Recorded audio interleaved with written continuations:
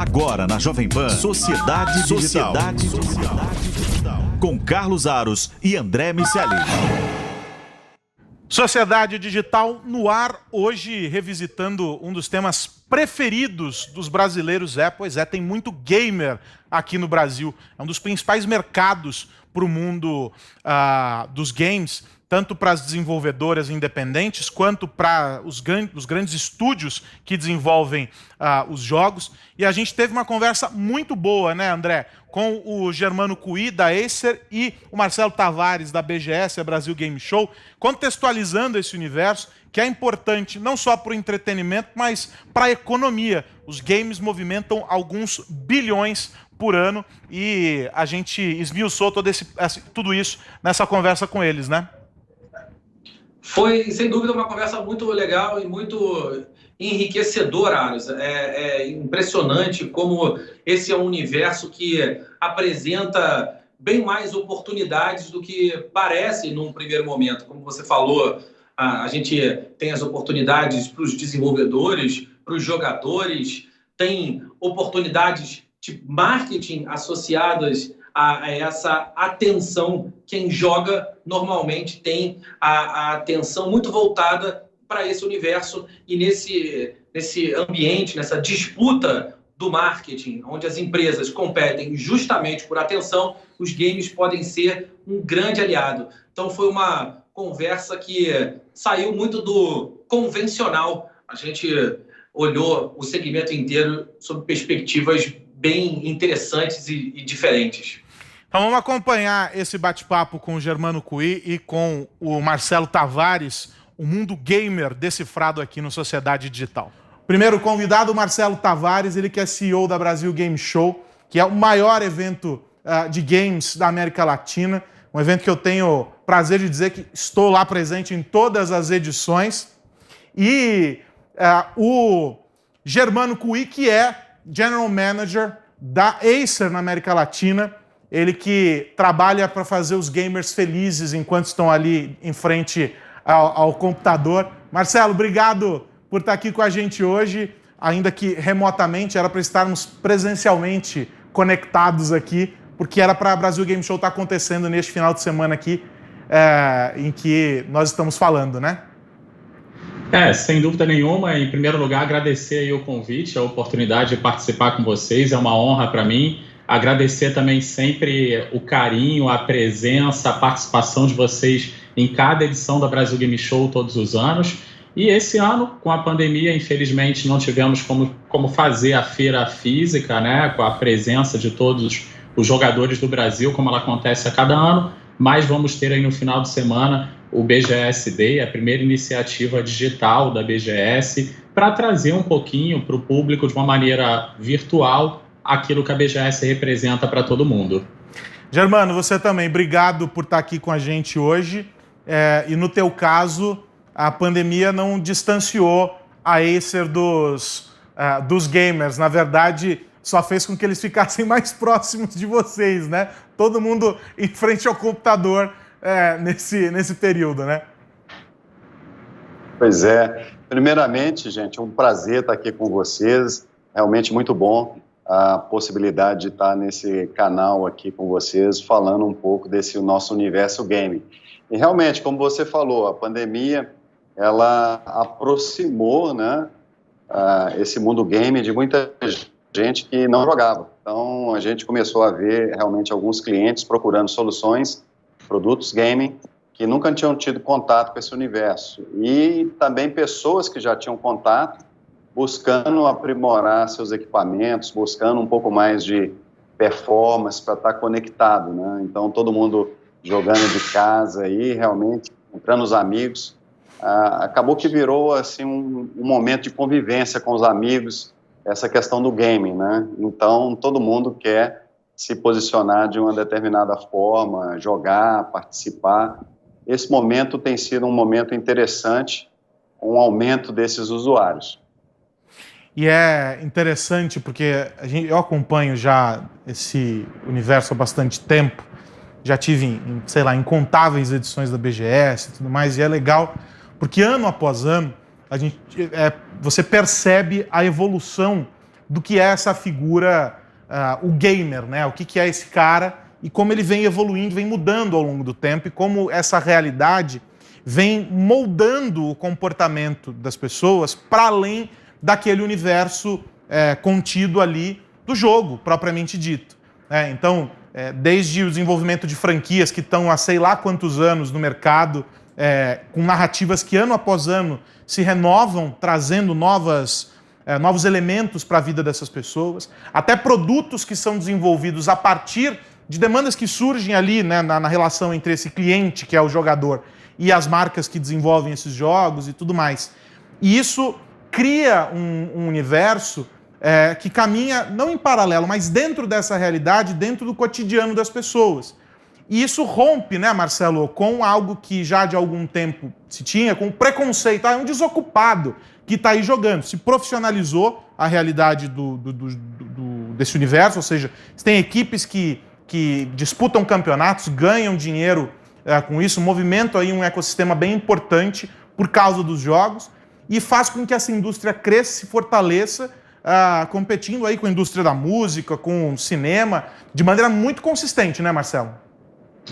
Sem dúvida, eu acho que assim, o mercado de games, ele mostra a cada dia que passa a força que ele tem, como ele é abrangente. O game realmente deixou de ser aquela coisa nichada para se tornar um conteúdo de entretenimento para a grande massa, né? Recentemente nós fizemos uma pesquisa com Datafolha que ela mostrou o quê? O Brasil ele tem 67 milhões de jogadores. Então 67 milhões de pessoas consomem algum conteúdo relacionado a game. Por outro lado, esse público ele também mudou, né? No passado, a gente via lá nas primeiras edições de Brasil Game Show, 10% do nosso público era feminino. Agora, essa pesquisa mostra que 47% do público é feminino, 53% é masculino, quase um empate técnico.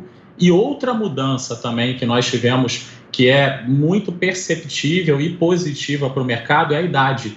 A idade média hoje do gamer é de 30 anos. Então, muda aquela história de que o videogame era coisa de criança ou que era daquele adolescente que ficava trancado no quarto jogando e agora, seja no PC, seja no console ou seja no celular, o game é um conteúdo para todo mundo. Tem conteúdo para todos os gêneros, para todas as idades, para todos os gostos.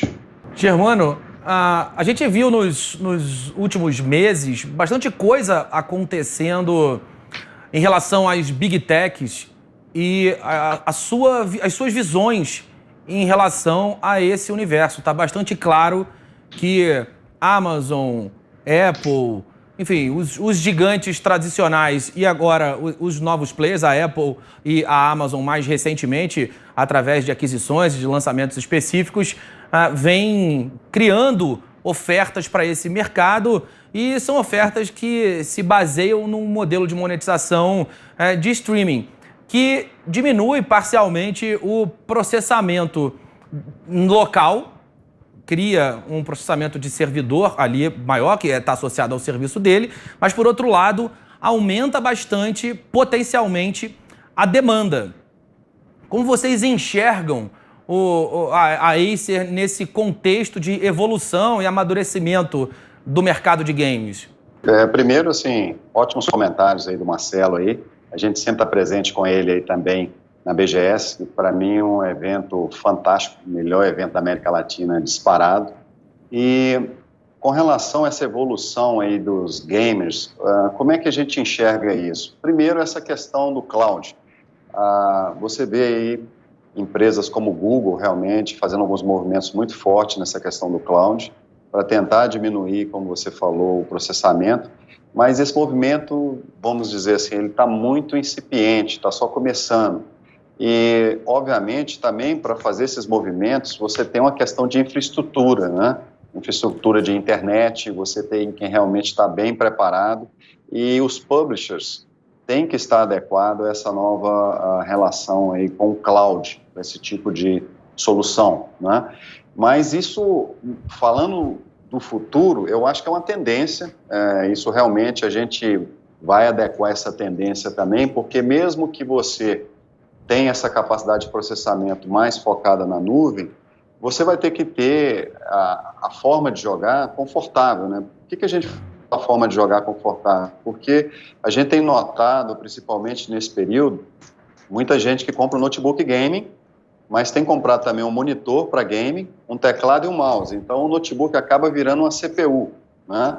A venda realmente de notebooks e de soluções gaming esse ano aumentou no Brasil absurdamente. O mercado esse ano ele cresce no Brasil mais de 6%, né, o mercado gaming, e o mercado nosso, particularmente, a gente cresce aí ao redor de 12%. Né?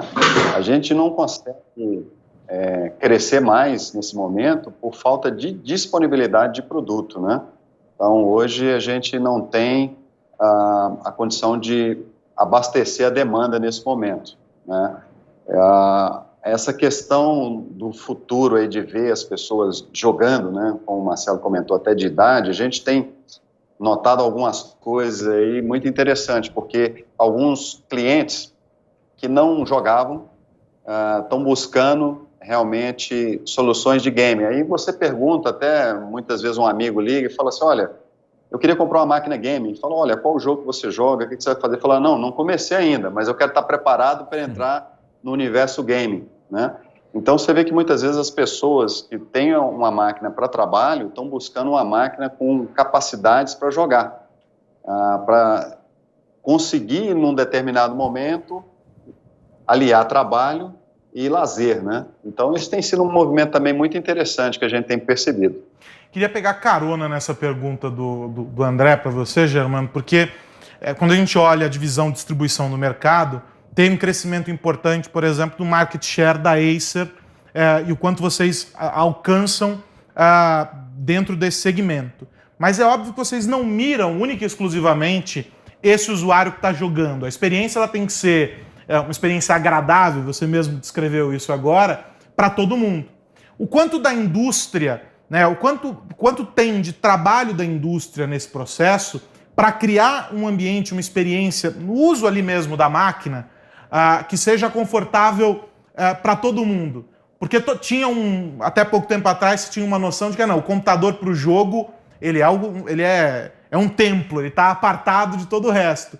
E para muita gente não é uma realidade possível você ter uma máquina exclusivamente dedicada para o jogo. Você tem que dividir ali e tem que ser uma experiência agradável para você desempenhar várias tarefas. Às vezes o cara pega o computador que ele trabalha para jogar também.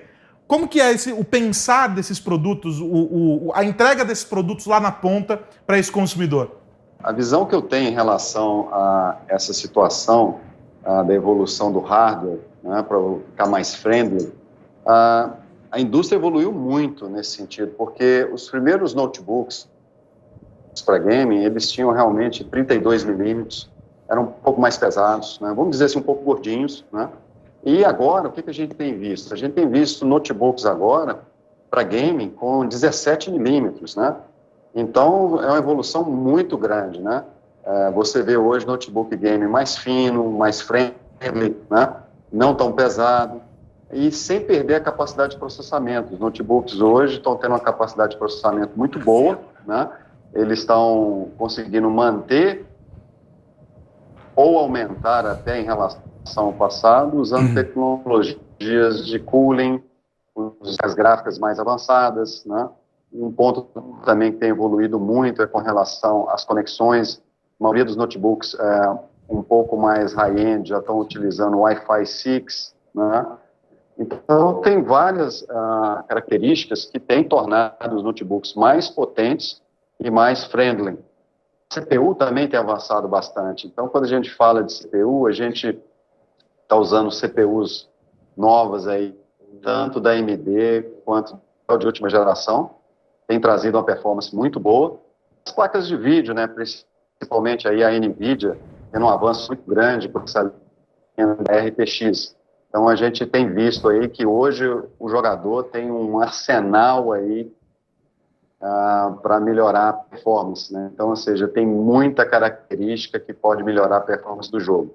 E nesses notebooks que a gente tinha falado do trabalho e para o gaming, você pega uma máquina dessa hoje, de 17 milímetros, né? Se você realmente não falar que ela é uma máquina game, talvez as pessoas nem notem, né? que ela acaba com um design bem legal. Você pode transitar em qualquer ambiente, em qualquer situação, ou para jogar. Olha, essa parte legal disso aí. Marcelo, nesse cenário de economia da atenção, a gente tem conversado muito aqui sobre isso, o marketing que deixa de interromper e passa a entreter, os jogos têm cumprido papéis para alguns públicos que são similares aos das redes sociais. Eu tenho um filho pequeno que, na prática, jogar para ele é marcar com os amigos, de conversar e também jogar. E o mais novinho já vai ali na mesma direção. Como você enxerga essa tendência dos jogos, nesse caso, não necessariamente associada a essa profissionalização que a gente enxerga em alguns aspectos, mas associada a uma ressignificação a esse contexto de colocar a ferramenta jogo como uma rede social, como um lugar onde as pessoas se encontram para conversar, interagir e também jogar? Então, essa sua pergunta ela é bem pertinente, né? Porque é o que tem acontecido de fato, né? Eu vou te dar um exemplo, né? Um case de sucesso recente que nós tivemos foi o Fortnite, da Epic Games. E no ano passado, na última BGS, um stand gigantesco de 1.000 metros quadrados, super lotado, grandes anúncios, mas todas as pautas, né, que falavam, né, de Epic Games e de Fortnite colocavam muito isso em xeque, né? Você tinha ao mesmo tempo um grande stand do YouTube, um grande stand do Facebook, um grande stand da Twitch, e por outro lado você tinha um grande stand do Fortnite que não era de fato um stand para promover só as novidades tecnológicas do jogo, mas era um grande ponto de encontro dos fãs de Fortnite. Então o Fortnite ele funciona muito como uma grande rede social, na verdade. E dependendo da comunidade, dependendo do nicho, né, seja jogador de console, no Xbox, no PlayStation, no Switch, ou aquele jogador de mobile que eventualmente está jogando um Free Fire ou algum outro título, ou jogador de PC que vai estar jogando aí um Fortnite ou também algum outro jogo, ele utiliza realmente hoje o game como um ponto de encontro. Os games eles se tornaram uma grande ferramenta de conexão entre as pessoas, especialmente nesse ano de pandemia. As pessoas têm no game aquele momento, aquela hora do dia de poder se conectar, de poder falar com seus amigos, de poder interagir com seus amigos ou até com parentes e poder se divertir, poder espairecer. Então isso se acentuou, né, com o fenômeno dos jogos online, o multiplayer cada vez trazendo mais jogadores, dependendo do título, numa mesma partida. Então isso traz uma integração ainda maior entre as pessoas e também corrobora com o que nós falamos anteriormente, né? O videogame ele deixou definitivamente de ser algo para pessoas que ficavam isoladas. Ele é muito mais hoje uma ferramenta de socialização, de conexão entre as pessoas. E o que acontece na BGS a cada ano? As pessoas vão para a BGS para que essa conexão que acontece virtualmente o ano inteiro possa, naquele determinado momento, naqueles 5 dias, acontecer presencialmente. Então, muita gente que fala comigo da importância da BGS, e hoje, por exemplo, essa semana, como uma semana que marca a data onde ela deveria estar acontecendo presencialmente esse ano, as pessoas colocam que talvez o ponto principal não sejam os jogos, os lançamentos que aparecem na BGS, mas a grande oportunidade de poder se encontrar com aquelas pessoas que eles se encontram todos os dias do ano virtualmente e tem aquele momento no ano para se encontrar pessoalmente, presencialmente. Isso é legal, né? A internet tentou nos sabotar, mas não conseguiu. O Germano está de volta. Que ele estava falando no finalzinho da resposta dele, deu para a gente entender, apesar das falhas, né, sobre como a evolução do hardware propiciou uma experiência melhor e tal, até de você para poder ter preferência sobre quais são os seus produtos preferidos. E tem a ver com isso que o Marcelo está dizendo, o sentimento de comunidade, né, Marcelo? Eu, pelo menos, percebo quando converso com as marcas e tal, cada um me diz assim, não, porque os nossos fãs já mudou a denominação. Você não é mais um consumidor, você é um fã, você faz parte de um clubinho ali que joga por aquele console, que prefere essa ou aquela marca de acessórios e tudo mais. Eu queria saber do lado da Acer, que tem uma marca forte, né, de produtos gaming, como é que é a construção, ou como foi e tem sido, né, claro, a construção dessa comunidade. Vocês trabalham com esse sentido também de um pertencimento para a marca dentro desse universo, Germano? Como é que é isso? Com certeza, a gente está próximo dos influencers, dos jogadores, a gente patrocina alguns times, né? Não só no Brasil, mas como mundialmente. Alguns campeonatos a gente está presente, patrocinando, expondo a marca, porque para a gente não é só o notebook, né? Nós temos notebook gaming, nós temos o desktop gaming, temos monitores para gaming, teclado, mouse e outros acessórios, né? E em alguns países a gente tem lançado a linha de roupas, né, para o jogador. Muito interessante, né? Uma linha fashion para quem curte aí jogar. E além disso a gente tem duas marcas que identificam muito com esse público, que é a marca Predator, que é a marca high-end da empresa, e a gente tem a marca Nitro, que é uma marca que fica no middle, né? Então, na verdade, todas essas duas marcas têm fãs que utilizam logo, é muito interessante, o pessoal coloca o logo do Predator no carro, coloca o logo do Predator em alguns outros appliances, é muito legal isso, você vê isso aí. E tem até uma rivalidade, né, Marcelo? Quem defende um console, quem defende uma marca ou outra, tem até uma rivalidade, né? Os clubinhos, os guetos dentro da... Isso é muito legal. A BGS é legal porque ela mostra esse ecossistema, isso se reflete na rua, né? Então, isso também é bacana de comentar, né? É claro que você vê ali os sonistas, os nintendistas, os caixistas, e hoje em dia, né, e o Germano aí representa muito bem esse segmento aí com um trabalho brilhante que a Acer tem feito. O público que é apaixonado pelos games para PC é o que mais cresce no Brasil, é o que nós mostramos agora recentemente nesse estudo com o Datafolha, é a fatia do mercado que tem se tornado mais relevante a cada ano que passa. Hoje você olha na BGS claramente uma divisão onde há o público para console principalmente e há o público para PC, para os games para PC, e sem dúvida nenhuma, quando olhamos o número de expositores, a área ocupada, os games para PC hoje já ocupam uma fatia maior da BGS em relação aos demais. Até abrindo também um parênteses nessa questão da paixão, né, do jogador e também do jogador de games para PC, né? Não só nos campeonatos, nós fazemos a BGS Esports, que é a nossa plataforma competitiva, mas também nos estandes nós vemos cada vez mais uma presença de um público apaixonado. Então eu me recordo que no último ano a Acer, por exemplo, tinha um stand de 2 andares que estava bem na entrada do evento, que foi realmente assim, sem querer puxar o saco, mas de verdade, foi um dos stands mais bonitos da feira. Acho que o Aros aí deve concordar comigo, deve lembrar. Dúvida. E eles ganharam, né? A Acer ganhou inclusive o prêmio Aqui Se Joga na última edição, que é o prêmio que foi dado em virtude da votação do público e também da eleição de um júri para o stand que tinha o maior número de estações de jogo e o stand que tinha mais conteúdo para quem queria jogar. Então, o lema da feira realmente é essa questão da conectividade, essa questão da possibilidade de jogar, né, de forma presencial. E a gente vê que é uma disputa sadia hoje, né? Eu acho que, concluindo, o fã do game para PC, ele está muito bem atendido. Quem gosta de jogar no console também está bem atendido. Eu diria que nos últimos anos, como a gente não tinha uma nova geração de consoles, os games para PC realmente ganharam mais espaço. Então, as empresas, né, como a Acer e as demais, conseguiram abocanhar uma fatia maior de jogadores. E agora, com o lançamento do PlayStation 5, com o lançamento do novo Xbox,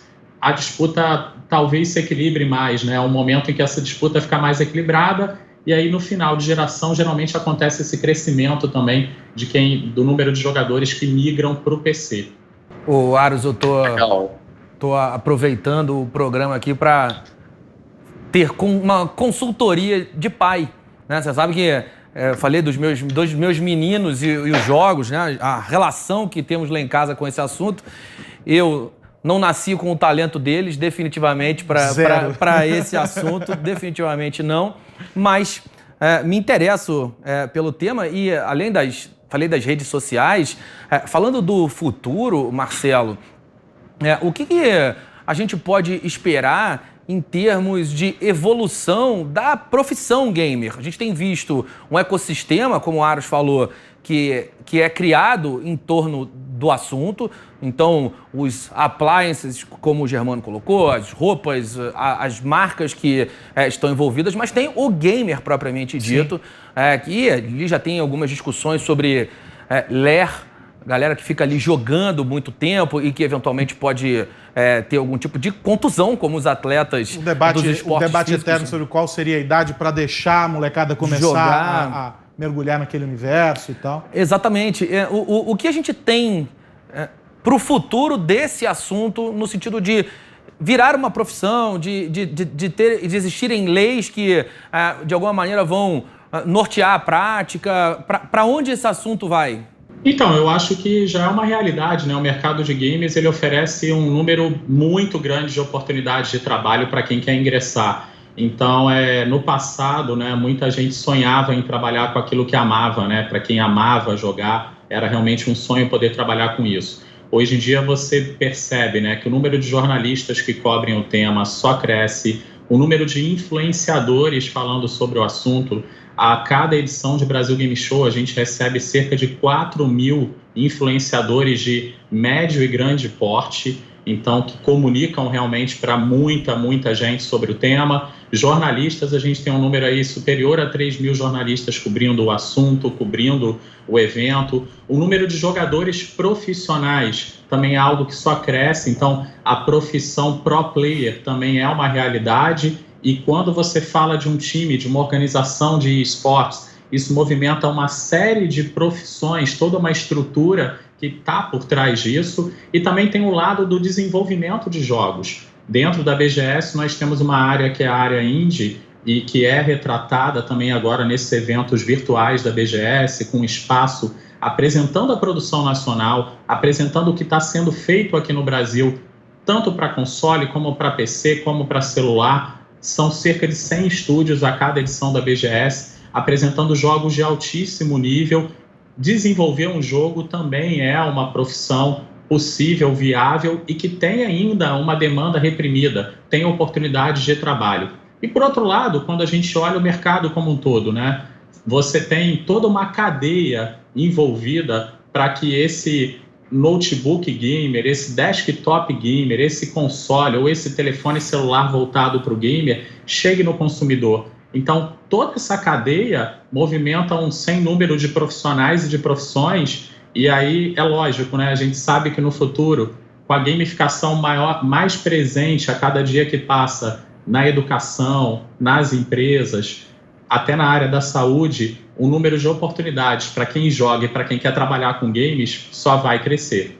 Eu gostaria, aproveitando o comentário aí do Marcelo e também os comentários com relação à evolução dessa questão também da saúde, da preocupação do jogador, né? Como é que a indústria também tem visto isso. A Acer, por exemplo, hoje no Brasil, baseado no último GfK, a gente está com 75% de market share, né? E número 1 hoje nos Estados Unidos, número 1 na Colômbia, está entre a América Latina, é o maior vendedor de soluções gaming. E a gente tem visto que cada dia a gente tem uma preocupação em ergonomia, por exemplo, para evitar que o jogador tenha essa questão da alerta, né?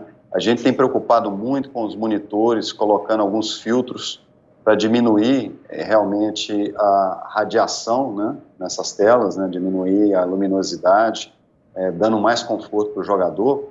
E tem também até uma coisa interessante, a gente está fazendo uma experiência um tanto quanto pioneira nesse universo gaming.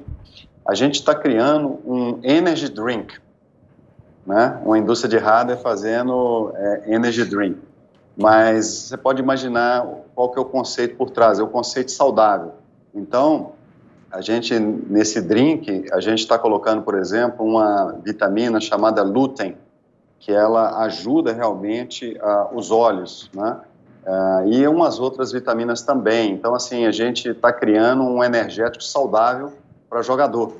E a gente já está testando isso em 4 países, né? A gente já está testando isso em Taiwan, na China, na Polônia, né? Tem também uns testes sendo iniciados na Inglaterra com esse produto. Então, realmente a indústria está preocupada como melhorar realmente a qualidade para o usuário, a qualidade para o jogador, né? Porque hoje o jogador fica várias horas na frente do computador. Então, o hardware tem que proporcionar para ele, além de performance, além de todo esse desempenho que o jogador espera, conforto, né? A gente tem preocupado com isso. Não, sem dúvida nenhuma. E para a gente poder fechar aqui, eu preciso tocar num tema com você, Germano, que é um tema que afeta as empresas no mundo todo, que é essa polarização cada vez maior entre Estados Unidos e China, e que tem como centro, não é, dessa disputa a tecnologia. E vocês, como uma indústria que tem a tecnologia no DNA, que não é, fornecem tecnologia para o mundo todo, imagino que vocês observem isso com bastante atenção. E eu queria saber quais são as preocupações, se é que há, no caso da Acer, preocupações a respeito desse embate. A gente sabe que a China provê peças, enfim, produtos para o mundo todo. Como que é a relação disso, se há algum impacto para a Acer nesse caso? Eu acho que essa pergunta é uma pergunta um tanto quanto na esfera até política, né? Porque o que a gente tem visto a partir dos últimos 2 anos, né? Esse embate dos Estados Unidos com a China tem gerado uma preocupação na cadeia de suprimento como um todo, para toda a indústria de tecnologia. O que tem acontecido de forma natural, até mesmo para a indústria continuar funcionando, né? Alguns fornecedores, vamos dizer, fornecedores de monitores, fornecedores de componentes, estão abrindo fábricas também fora da China, né? Então, ou seja, a gente vê a indústria criando um backup, né?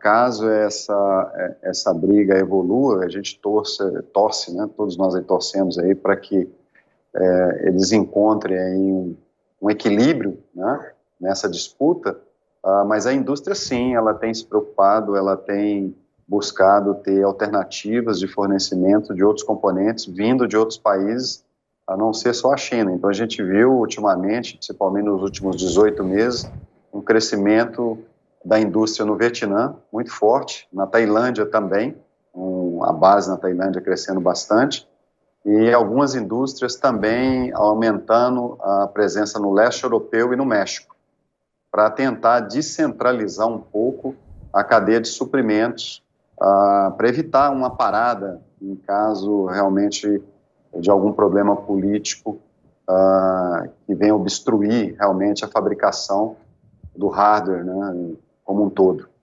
Fantástico, muito legal essa visão. Obrigado por trazer para a gente essa visão, Germano. E, como sempre, o relógio é cruel.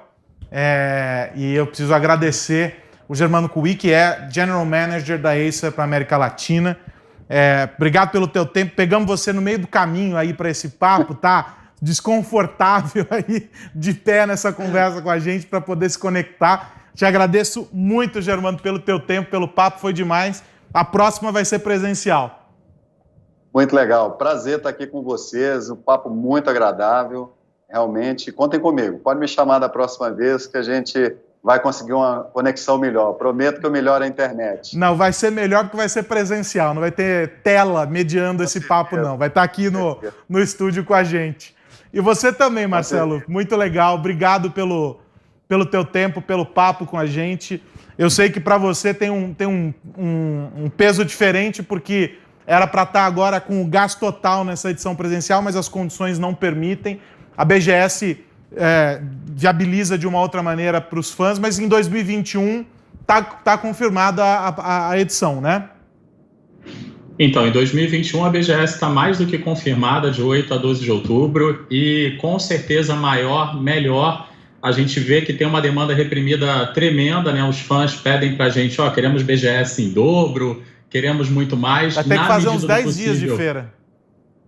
Se deixar isso que a galera quer, mas aí a Acer não vai aguentar, as demais empresas não vão dar conta, é cansativo, dá um trabalho tremendo, mas a gente faz principalmente com muita satisfação, com muita paixão, com muito carinho, e posso prometer a vocês que realmente a BGS do ano que vem vai ser incrível para compensar esse ano, que infelizmente não deu para fazer evento, e claro, super agradeço aí vocês três pelo papo, e o Germano também, aí a oportunidade de falar com ele é uma honra e um prazer também. E aguardo, né, vocês três aí na próxima edição da BGS no ano que vem. Estaremos lá com certeza. André Miceli, Muito bom. foi bom também. Oi, Germano, perdão. Não, desculpa te interromper, só para agradecer aí ao Marcelo e falar que vamos fazer de tudo para estar junto e estar com força dobrada, porque a gente vai ter que concentrar a expectativa de 2 anos em 1. É isso. André Miceli, foi bom ter você também aqui no estúdio. Muito bom reencontrá-lo pessoalmente depois de tanto tempo. Muito bom voltar à Jovem Pan. E daqui a 2 semanas estou de volta. É isso, daqui a 2 semanas presencialmente. Mas, na semana que vem tem Sociedade Digital aqui na Jovem Pan, mesmo com a ponte aérea funcionando, o André lá do Rio, eu aqui do estúdio em São Paulo, para falar sobre os impactos da tecnologia na sociedade. No programa de hoje você descobriu que você é gamer e nem sabia. Um abração, até a semana que vem. Tchau! Você ouviu Sociedade Digital com Carlos Aros e André Miceli.